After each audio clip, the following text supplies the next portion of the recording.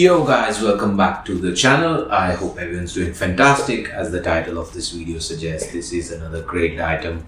And what do I say? Where do I begin? I lately seem to be on a Grailed sort of a mode, and this was unplanned, but this happened to be because, as some of you who may be following my channel know, that it was my birthday recently and I wanted to do memorable pickup, and it doesn't get better than this. So sit back, relax, and let's dive right into it. First things first, if you're new here and like minimalist menswear, make sure to check out my other content and leave the video a like, subscribe to the channel, and welcome. The boot, the OG Dior Autumn Winter 07 Navigate is finally here.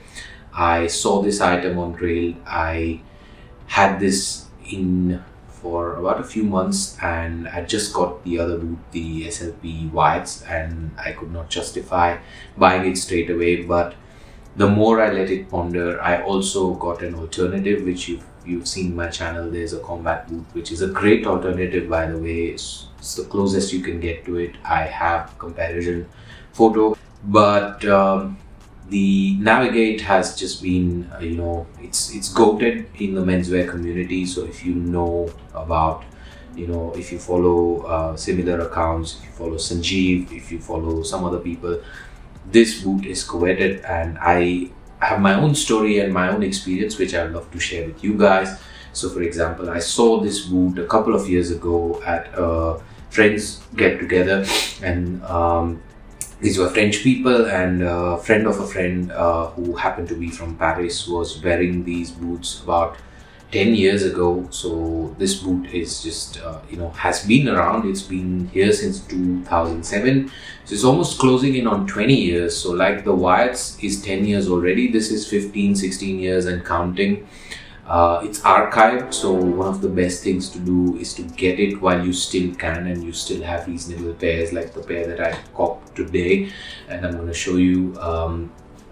I just immediately fell in love with it. The silhouette is just special. It has the right amount of height. It has that chunky sole, and the reason that this distinguishes itself is because it has a storm welt on the sole, which has a crepe sole, which chunkily then falls out of the silhouette, so creates a very hipster-esque silhouette, this shoe. And I always love the grained one, so I'm just lucky that I found the grained leather version, the pebbled leather version. There's about 4 versions here: the smooth, the pebbled, the patent, and the suede. The suede is the least seen one. I have not seen it. Through time and again on Grailed, I see pairs of this, and usually they are in a very beat up condition, but unlike this one, this was in a very proper condition. I had a really long dialogue and about a few weeks of negotiation with the seller, who happens to be a person like us sitting in Switzerland, so they came from there. The best thing that I could do for getting this was the sizing, 43.5. That is my European sizing, which is what I found in this. I've barely seen half sizes in the whole Dior Navigate as long as I've been scouting them, and half sizes are just so hard to come by. I saw this and I had to just get it, because if I had the money and I had to put it aside, I'm gonna wear this a lot.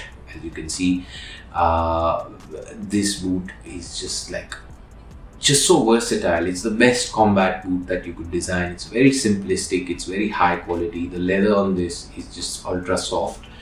Now, one of the key differences to the alternatives is that because the leather quality is different and it's cowhide and thicker, the kind of silhouette around the ankle and the shaft is just something that is particular to this boot. So I'm really excited for that. I'll probably do more lookbooks, and you'll be seeing this as my boot. I already was lucky enough to sell my alternative, which was the Addison Will Try It boot over Grailed. So all the best wishes to the next person to own it.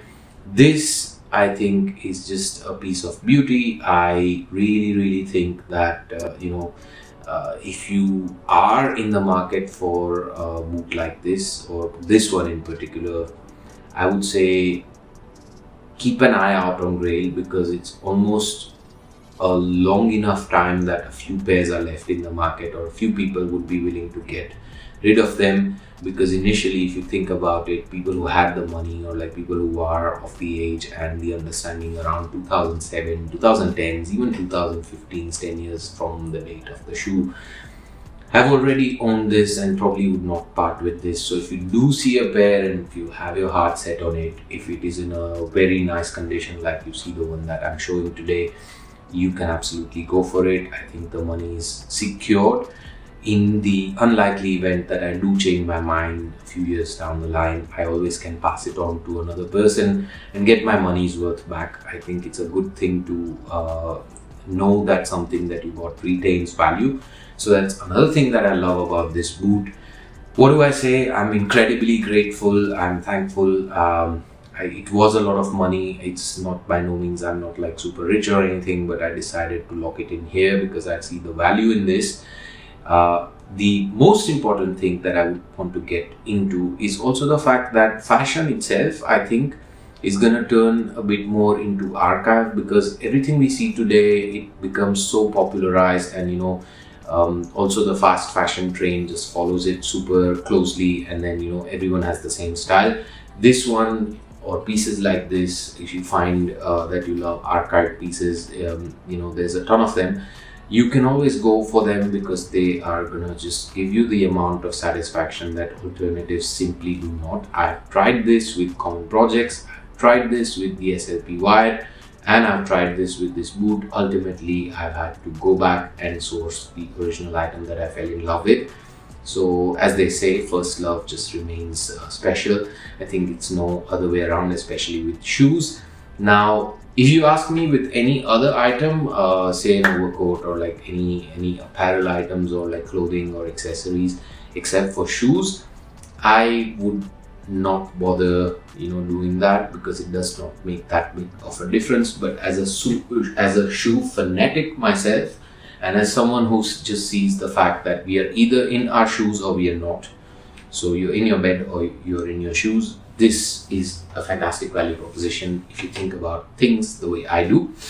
And then lastly, the shoes came in almost like 9.5, 9 on 10 condition, which I absolutely love, because the person who was holding on to these took really good care of them. Unfortunately, they came with just one dust bag but had the spare laces, which is a great plus considering the shoe is almost 16, 17 years old now, and it's just gonna age more gracefully. I'm gonna really wear this shoe, I don't care. I'm gonna ruin the crepe sole to the ground. Of course, I'll be wearing it with care, but when the time comes in the future, if I do want to get a lug Vibram, I will do that. But other than that, I'm just super happy right now. I'm just stoked with this purchase, and would love to know your thoughts in the comments down below. Let me know if you have any suggestions or any inputs that you have with the shoe, or any questions that you'd like me to get answered. I'm happy to do them. The other thing that I would say is sizing.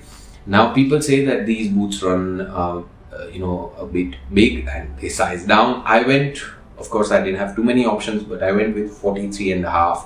And one of the things that I absolutely love about European sizes are they usually follow the last. So 43.5 in my case, even this boot and the SLP wires both fit me perfectly. There's no change that I would like to do whatsoever. So for me, I would definitely say true to size.